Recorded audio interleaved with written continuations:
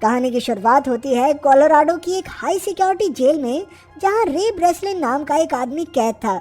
एक दिन एक कैदी ने उसे जैक्स नाम के एक दूसरे कैदी से बचकर रहने को कहा, क्योंकि जैक्स रे पर हमला करने का प्लान बना रहा था। अगले दिन अपने प्लान के हिसाब से जैक्स ने रे पर हमला कर दिया, लेकिन वो रे के सामने टिक नहीं पाया और आखिरकार रे जीत गया। लेकिन इसी लड़ाई के चक्कर में गार्ड्स ने सजा के तौर पर रे को अलग चेम्बर में बंद कर दिया।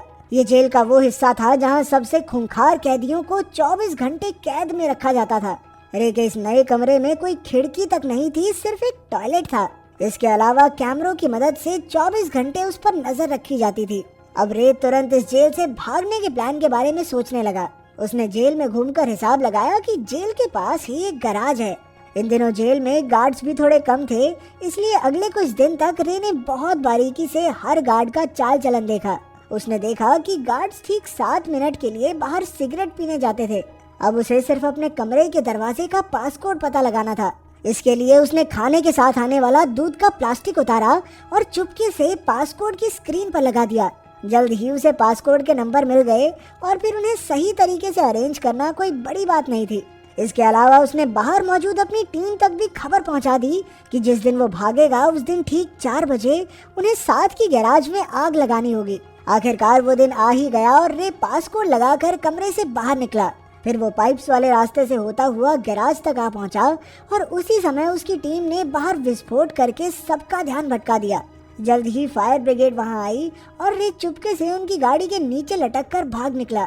आखिरकार उसके साथ ही एबिगेल और हश उसे लेने आए, लेकिन फिर उन्होंने रे को एक खाली सड़क पर छोड़ दिया। जल्द ही पुलिस ने उसे पकड़ लिया, पर तभी लेस्टर नाम का एक आदमी वहां आया और उसने पुलिस से रे को छोड़ने को कहा। इसके बाद लेस्टर और रे उसी जेल के हेड से बात करने पहुंचे और तब ये खुलासा होता है कि रे खुद एक सिक्योरिटी कंपनी का मालिक था। ये कंपनी दुनिया भर की जेलों की सिक्योरिटी की जांच करती थी। रे कोई अपराधी नहीं था, बल्कि वो तो खुद एक कैदी बनकर सिक्योरिटी की जांच करने जाता था, ताकि जेल के हेड उसमें और सुधार कर सकें। वो इतनी जेलों से भाग चुका था कि अब लोग कहने लगे थे कि भाई ये बंदा तो किसी भी जेल से भाग सकता है।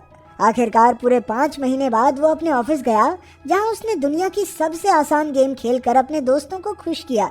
इसके बाद उसके पार्टनर लेस्टर ने उसे जेसिका नाम की एक लड़की से मिलवाया।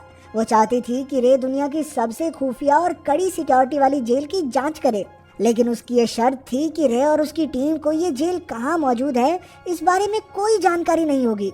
इस काम के लिए वो लाखों डॉलर्स देने को तैयार थी, लेकिन रे को ये सब कुछ ठीक सा नहीं लगा, पर लेस्टर के थोड़ा मनाने पर वो राजी हो गया। इसके बाद उन्होंने रे को एंथनी नाम के एक आतंकवादी की पहचान दी और फिर एबिगेल ने उसकी बाजू में एक ट्रैकर भी लगा दिया, लेकिन जल्द ही उसे किसी ने अगवा करके बेहोश कर दिया और उन लोगों ने बड़ी बेरहमी से उसकी बाजू में लगा वो ट्रैकर भी निकाल दिया। अब वो सीधा जेल में पहुंच गया ताकि उसे पता न लग सके कि ये जेल कहाँ पर है। जब रे की आँख खुली तो उसने देखा कि वो एक कांच के डिब्बे में बंद था और उसके चारों ओर कई कैदी थे। इसके बाद रे की मुलाकात जेल के वार्डन हॉब्स से हुई, लेकिन रे को तो बताया गया था कि वार्डन का नाम मार्श होगा। वो समझ गया कि कुछ तो गड़बड़ जरूर है, इसलिए उसने वो खास कोड बोला जिससे वो इमरजेंसी में जेल से बाहर निकल सकता था, लेकिन हॉब्स ने उस पर कोई ध्यान न देते हुए उसे जेल में भेज दिया। उधर एबिगेल और हश बाहर रे का पता लगाने की पूरी कोशिश कर रहे थे। वहीं जेल में रे ने देखा कि हर एक गार्ड ने एक जैसे कपड़े और मास्क पहने थे और उनका जब मन करता वो किसी को भी पीटने लग जाते। बाद में एमिल नाम का एक कैदी उसके पास आया और उसे बताया कि उसने कोई जुर्म नहीं किया, लेकिन फिर भी वो इस जेल में है क्योंकि कुछ लोग उससे उसके बॉस का पता निकलवाना चाहते हैं। तब रे को समझ आया कि यहाँ कोई असली अपराधी है ही नहीं, बल्कि यहाँ अमीर लोग अपने दुश्मनों को टॉर्चर करने के लिए भेजते हैं। अब उसे खूंखार कैदियों वाले इलाके में जाना था, इसलिए वो प्लान बनाकर एमिल से हाथापाई करने लगा। आखिरकार उन्हें खास कमरों में बंद कर दिया गया, जो अपने आप में किसी टॉर्चर से कम नहीं था। इस कमरे का तापमान इतना ज्यादा था जिसे कोई भी इंसान सहन नहीं कर सकता। वहाँ की तेज रोशनी से जल्द ही उन्हें चक्कर आने लगे और वार्डन कैमरे से ये सब देखकर मजे लेता रहा। फिर अगले दिन डॉक्टर कायरी रे को देखने आया। उसे रे पर थोड़ी दया आई, लेकिन जब रे ने उससे इस जेल का पता पूछा तो उसने कोई जवाब नहीं दिया। आखिरकार एमिल और रे को छोड़ दिया गया और रे ने बताया कि कमरे का फर्श एल्यूमिनियम की जगह स्टील से बना था। अब उसने एमिल से कोई मेटल की पत्ती लाने को कहा जिससे वो फर्श के नट बोल्ट खोल सके। इसके बाद एमिल को वार्डन ने बुलाकर एक बार फिर उसके बॉस मैनहम के बारे में पूछा, लेकिन उसने एक शब्द नहीं कहा। तो फिर गार्ड ने जबरदस्ती उसके मुंह में पानी की पाइप ठूसकर उस पर बहुत जुल्म किए। पर इस दौरान एमिल मेटल का एक टुकड़ा चुराने में कामयाब रहा। बाद में उसने रे से उसके प्लान के बारे में पूछा तो रे ने कहा कि उसके हिसाब से ये जगह जमीन के नीचे बनी है। अगर वो बोल्ट खोलकर यहाँ से बाहर निकल भी गए तो उन्हें ऊपर की ओर रास्ता बनाकर जमीन तक पहुँचना होगा। ये सब सुनकर एमिल को विश्वास हो गया कि कुछ तो पता है इस आदमी को, यही निकालेगा मुझे बाहर। अब वो प्लान के मुताबिक फिर से लड़ाई करके उन कमरों तक पहुंच गए। वहाँ रे ने कैमरा से छिपकर नट खोलने शुरू किए और काम होते ही एमिल को इशारा कर दिया ताकि वो गार्ड्स का ध्यान भटकाए। तभी एमिल चिल्लाने लगा और सब उसकी ओर देखने लगे।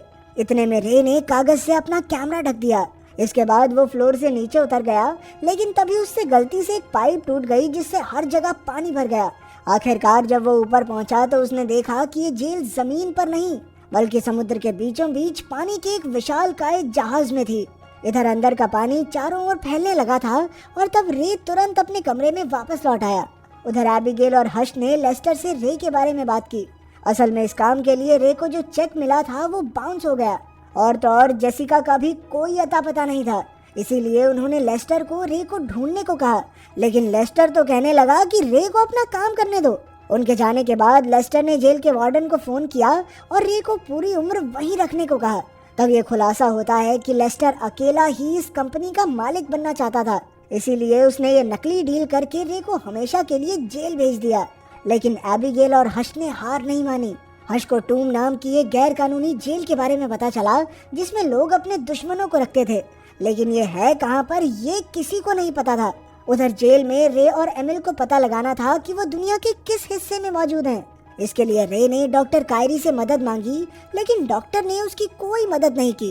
खैर फिर रे ने गत्ता चुराया और जुगाड़ करके उससे सेक्सटेंट नाम का एक डिवाइस बनाया जिससे शिप की लोकेशन के पॉइंट्स पता किए जा सकते थे।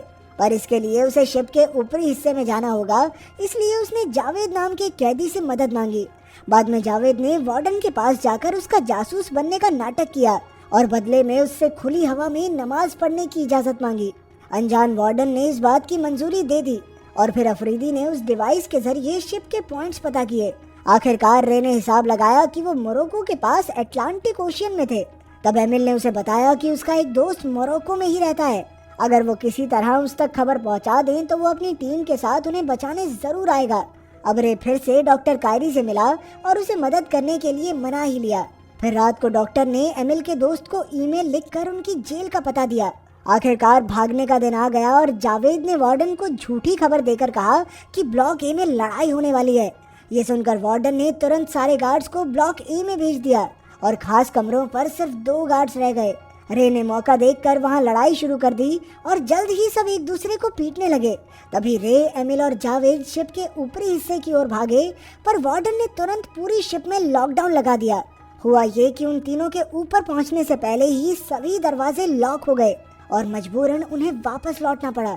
उसी वक्त एमिल का दोस्त अपने आदमियों के साथ हेलीकॉप्टर में वहां तक पहुंचा, लेकिन शिप में गार्ड्स और कैदियों के बीच धुआंधार गोलीबारी चल रही थी। इसी दौरान जावेद के पेट में गोली लग गई। अब रे ने अपना दिमाग लगाया और कंट्रोल रूम में जाकर बिजली काटने का फैसला किया। इस तरह वो ऊपर का दरवाजा फिर से खोल सकते थे। उसने एमिल को जावेद का ध्यान रखने को कहा और खुद आगे चला गया। तभी जावेद ने एमिल को भी आगे जाने को कहा, क्योंकि वो जानता था कि वो ज्यादा देर तक जिंदा नहीं रह पाएगा। मजबूरन एमिल को उसे छोड़कर भागना पड़ा और बाद में गार्ड्स ने जावेद को मार डाला।